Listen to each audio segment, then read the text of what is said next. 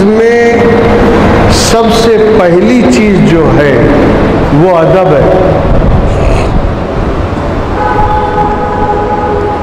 अगर कोई जुमला या कोई लफ्ज़ ऐसा हो जिससे किसी की शान पे बात आती हो और उसकी शान में कमी वाक़ई होती है, अल्लाह की शान में या रसूल की शान में कोई जुमला या कोई बात ऐसी हो जिससे उनकी शान में कमी आए, तो ऐसा जुमला इंद शरा हराम है और जानबूझ के बोले तो कुफ्र है। अब जैसे हम कसम खाते रहते हैं ऐसे ही अल्लाह ने भी कसम खाई, बल्कि अल्लाह तबारक व तआला जब कसम याद फरमाए तो वहाँ मकसद ये होता है कि जो बात बयान करने जा रहा है या जो बात बाद में आने वाली है वो बहुत ही पुख्ता और बहुत बावज़न है, वरना उसको किसी चीज़ की कसम खाने की या कसम इरशाद फरमाने की क्या ज़रूरत है? वो क्यों कसम याद करेगा? हम जब कसम खाते हैं तो हम बड़ा देख के खाते हैं ना, माँ बाप की कसम, पीर साहब की कसम, नबी की कसम, कुरान की कसम, अल्लाह की कसम खाते हैं। लेकिन हमारे खाने में या हमारे बयान करने में और अल्लाह तबारक व तआला जब किसी चीज़ की कसम याद फरमाए फ़र्क है ना। हम तो बड़ा देख के खाते हैं, वो जब किसी चीज़ की कसम याद करेगा तो उससे बड़ा तो कोई है ही नहीं, उससे बुजुर्ग तो कोई है ही नहीं। अल्लाहु अकबर व कबीरा। तो जब उससे कोई न सिफात में बड़ा है, न ज़ात में बड़ा है, न किसी चीज़ में उससे बुजुर्ग तर कोई है ही नहीं, तो फिर वो किसी की कसम याद फरमाएगा तो उसके पीछे कोई ना कोई वजह होगी,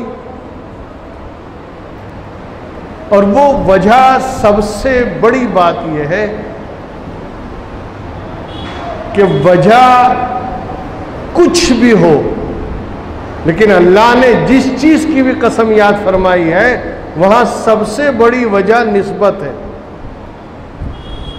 क्या है? निस्बत।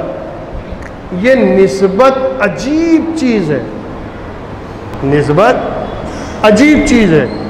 और इसका कमाल ये है कि जब निस्बत किसी को किसी से होती है तो जिससे होती है उसका पूरा कमाल इस निस्बत वाले में आने लगता है,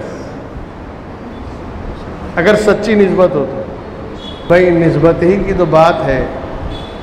एक ही जगह की मिट्टी ली गई, एक ही जगह गारा बनाया गया, एक ही भट्टे में उन्हें सेका गया, एक ही जगह उन्हें ईंट की शक्ल दी गई और भट्टे में सिकाया गया, एक ही मज़दूर ने सारा काम किया, उसी मज़दूर ने ट्रक में सारी ईंटों को भर दिया। वही ईंटें आके जब गिराई गई उनमें से 70% मस्जिद के काम में इस्तेमाल की गई, 30% बैतुल खला और गुस्ल खाने में लगा दिया गया। अब निस्बत का एहतराम देखें, एक ही जगह का गारा है, एक ही जगह की मट्टी है, एक ही कारीगर है, एक ही भट्टा है, लेकिन जब लाया गया और बनाने वाला भी कारीगर एक है, लेकिन जब उसे मस्जिद में लगाया गया उसकी निस्बत मस्जिद से हो गई। अब वो ईंट लायके एहतराम हो गई, लायके ताज़ीम हो गई, लेकिन वही गारे उसी के साथ आई हुई ईंट अगर गुस्ल खाने में या टॉयलेट वगैरह में इस्तेमाल की गई, शौचालय में, तो वहाँ जा उसकी कोई कदर व कीमत नहीं, उसकी कोई इज्जत नहीं। इस मस्जिद में लगी हुई ईंट को किस चीज़ ने एहतराम वाला बना दिया? सिर्फ निस्बत ने। अल्लाह के घर से निस्बत हो गई तो मट्टी एक ही गारे की है मगर लायके ताज़ीम हो गई, लायके एहतराम हो गई। इस निस्बत का बड़ा कमाल है। वरना मुझे बताइए, पहले के ज़माने की उम्मतों में अगर आप उठाकर देखें तो न जाने कैसे कैसे उनके अंदर गुनाह और न जाने कैसे कैसे पाप करते रहे वो, मगर उसकी सज़ा उसी दौर में उनको दे दी गई। किसी की सूरतें मस कर दी गई, किसी को बंदर बना दिया गया। कूनू क़िरदतन ख़ासिन कुरान में आया है कि हमने उन्हें जलील बंदर बना दिया। किसी को खिंजीर की शक्ल दे दी गई, कहीं ज़मीन फाड़ दी गई, कहीं आसमान से अंगारे बरसा दिए गए, कहीं तेज़ हवाएं चली और इतनी तेज़ हवाएं कि जिन्होंने उन्हें उठा उठा कर पहाड़ पे पटक पटक के मार दिया, उनके भेजे बाहर आ गए। इस कदर सख्त अज़ाब आया उन पर एक गुनाह की वजह से। जिस कौम में वो गुनाह आम हो जाता उस कौम पर अज़ाब इलाही आ जाता, जिसमें जो गुनाह कॉमन हो जाता उसमें अज़ाब इलाही आ जाता। उठाओ कौम मदियन, कौम समूद, कौम आद, सारा जिक्र कुरान में मौजूद है। अल्लाह ने कैसे कैसे अज़ाब इन पर नाजिल किए। किसी को गर्काब कर दिया गया, किसी को डुबा के मार दिया गया, किसी को पहाड़ों से टक्कर दे के हवाओं से यानी उनको हिला कर दिया गया। बड़ी बड़ी कौमें और बड़ी ताकतवर कौमें थी जिन्हें कुदरत ने हिला कर दिया, मगर क्यों? एक गुनाह की वजह से।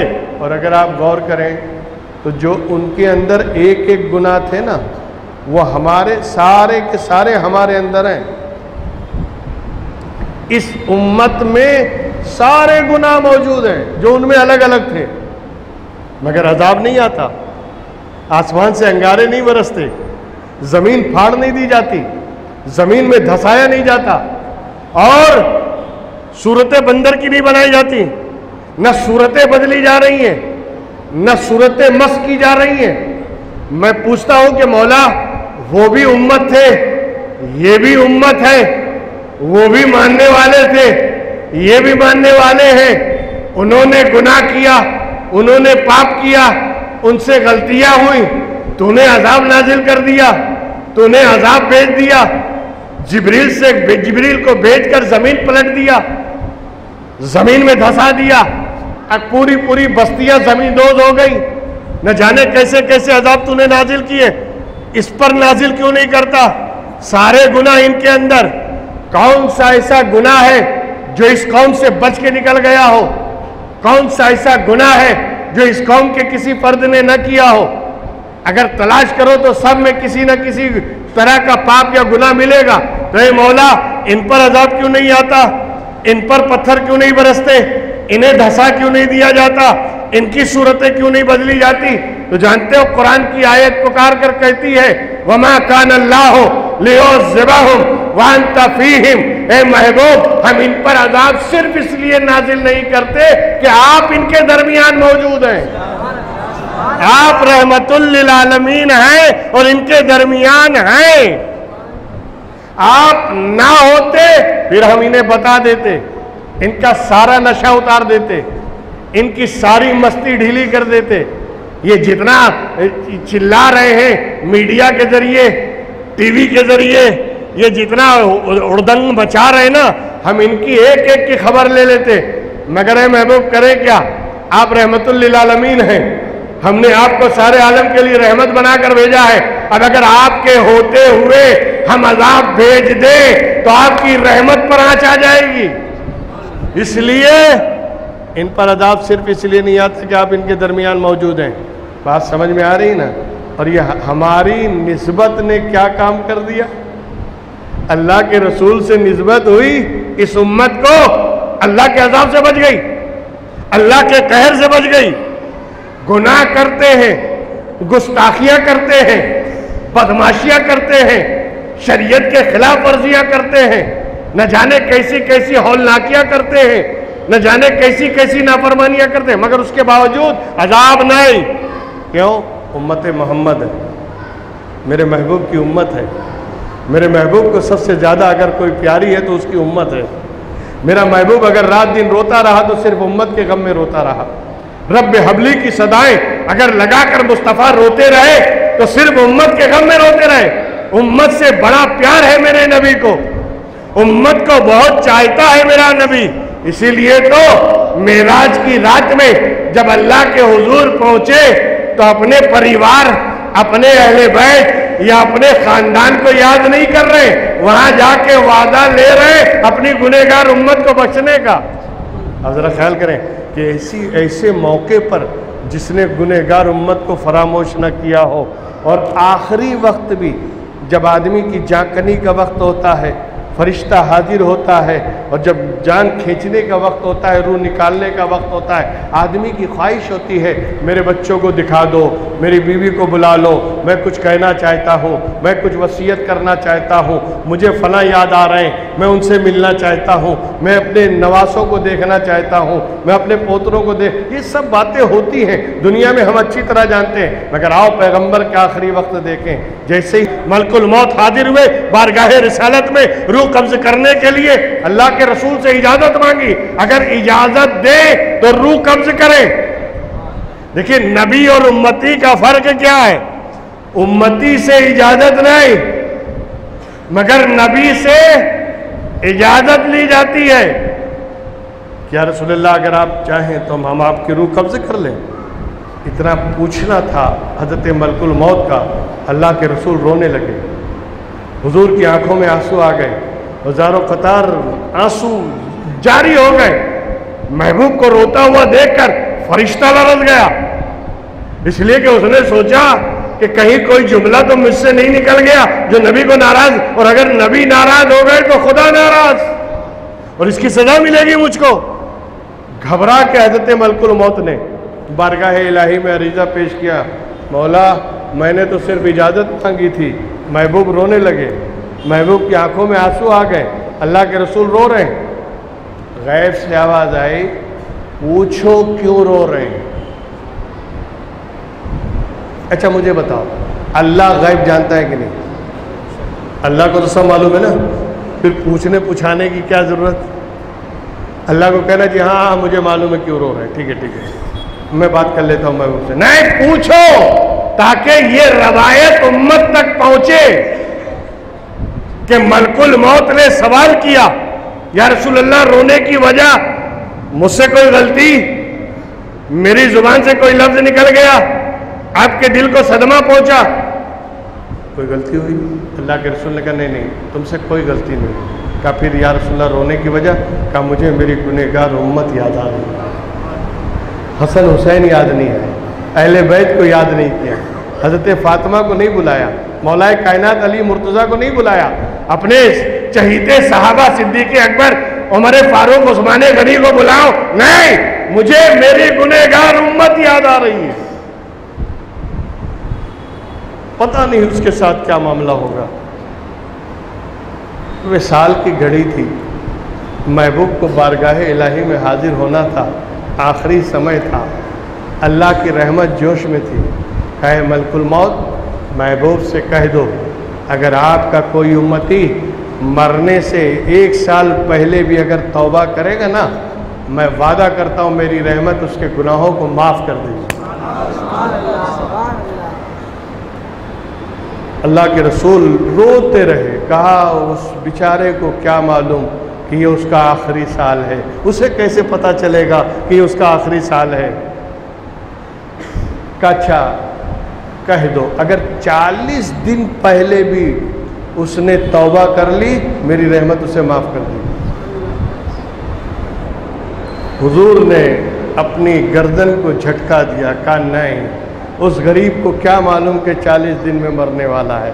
कहा 1 महीना पहले, कहा उससे क्या मालूम कि इस महीने वो मर जाए। 1 हफ्ता पहले भी अगर तौबा कर लेगा, मैं उसे माफ़ करने का वादा करता हूँ, उसे बख्श दूंगा महबूब। कहा उसे क्या मालूम कि इस 1 हफ्ते में वो ख़त्म होने वाला है। कहा महबूब अगर सुबह मरने वाला हुआ और रात में तौबा कर ली, या रात में मरने वाला हुआ और सुबह तौबा कर ली, मेरी रहमत उसे माफ़ कर देगी, मैं उसे बख्शने का वादा करता हूँ। कहा उसे क्या मालूम कि सुबह मरने वाला है या शाम में मरने वाला है। अब उसके बाद अल्लाह की रहमत और जोश में आई, रवायतें उठा के देखें, हदीस का मुताला करें। अल्लाह ने फरमाया, ए मलकुल मौत, ए इज़राइल, महबूब को बता दो महबूब से कह दो, अगर निजा की कैफियत तारी होने से पहले भी वो तौबा करेगा तो मेरी रहमत उसे माफ कर देगी, और खुदा ना खास्ता एक्सीडेंटली अचानक बगैर तौबा के मर गया तो कयामत में तेरी शफाअत बख्शवा लेगी। इतना सुनने के बाद आंसू थम गए और आसमान की तरफ निगाह उठा के अल्लाह के रसूल ने कहा, अलान तत्मइन्न क़ल्बी, अलान तत्मइन्न क़ल्बी।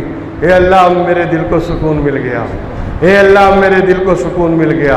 अब मेरे दिल को इत्मीनान मिल गया कि नज़ा की हालत तारी होने से पहले अगर उम्मती तौबा कर लेगा तेरी रहमत उसे बख्श देगी, और अगर बगैर तौबा के एक्सीडेंटली अचानक किसी हादसे में मर भी गया, बगैर तौबा के चला गया, तो कयामत के दिन मेरी शफाअत उसे बख्शवा लेगी।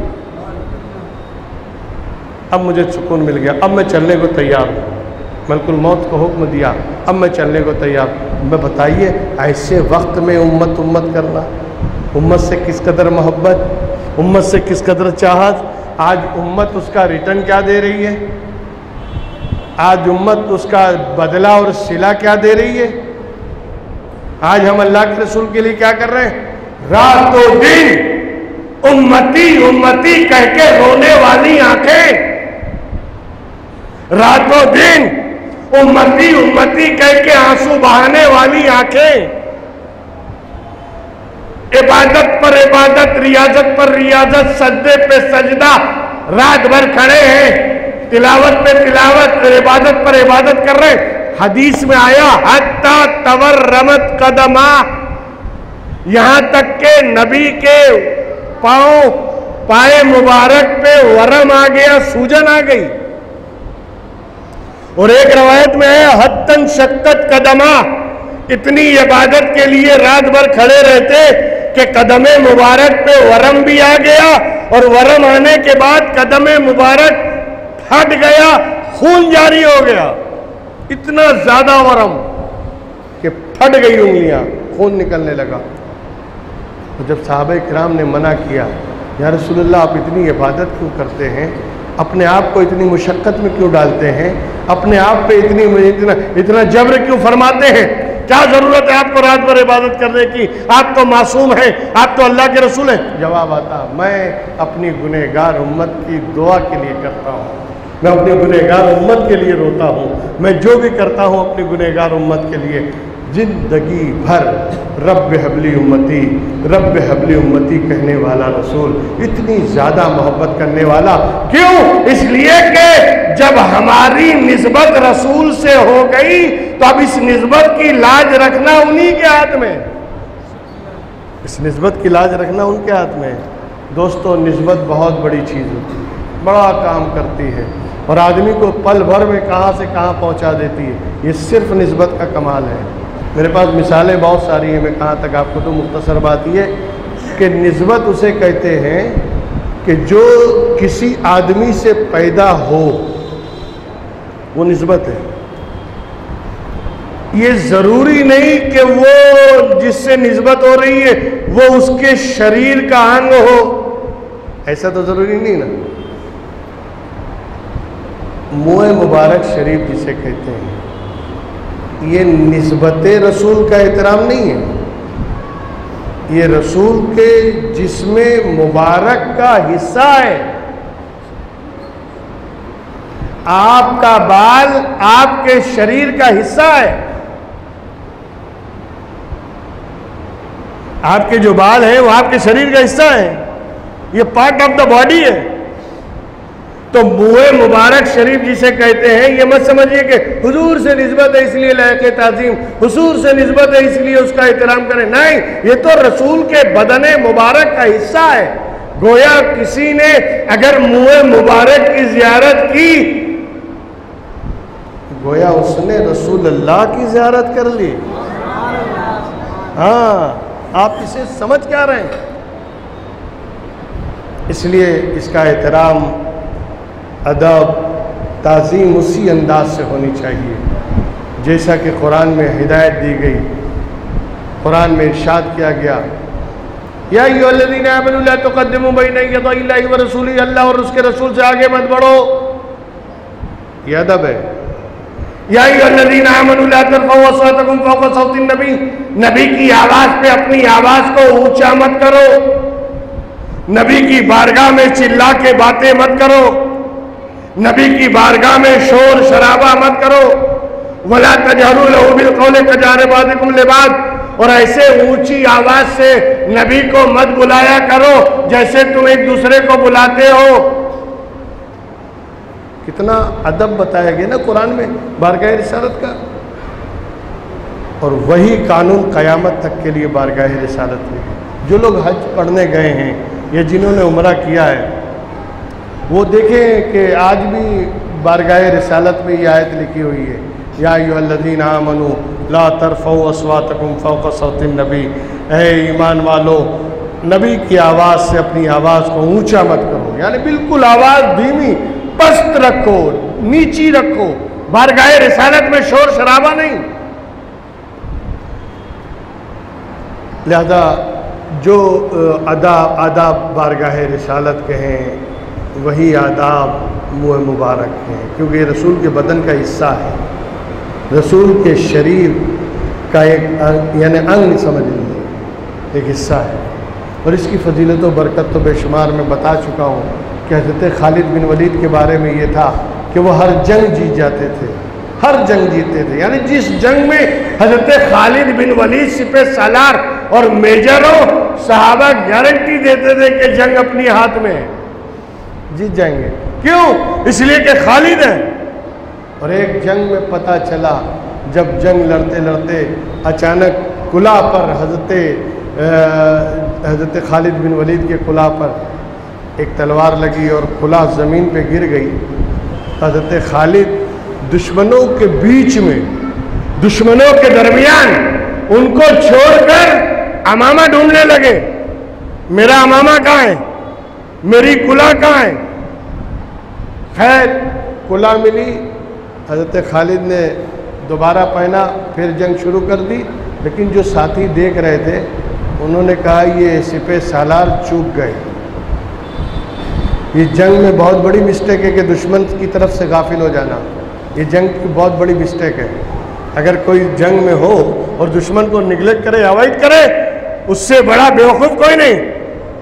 इसलिए कि दुश्मन अगर जद पे आ जाए तो छोड़ो नहीं, और खुद दुश्मन के टारगेट पे आना नहीं है, यही जंग है।